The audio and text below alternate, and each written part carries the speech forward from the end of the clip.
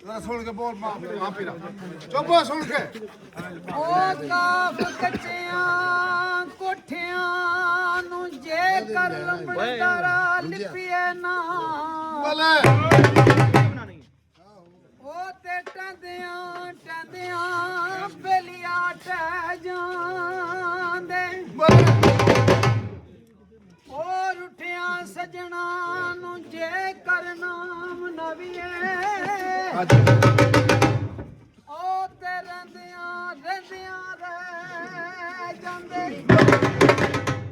ਆਖਿਆ ਸੂ ਚੁਗਲ ਖੋਰ ਤੇ ਬਦ ਵਕੀਲ ਬੰਦੇ ਉਹ ਚੁਗਲ ਖੋਰ ਤੇ ਬਦ ਵਕੀਲ ਬੰਦੇ ਕਹਿੰਦਿਆਂ ਕਹਿੰਦਿਆਂ ਕਹਿ ਜਾਂਦੇ ਉਹ ਜੋਗੀ ਦੁੱਖ ਪਰਦੇਸ ਦੇਣ ਡਾਡੜੇ ਲੋਕੀ ਸੰਦਿਆਂ ਸੰਦਿਆਂ ਉਹ ਸਹਿ ਜਾਂਦੇ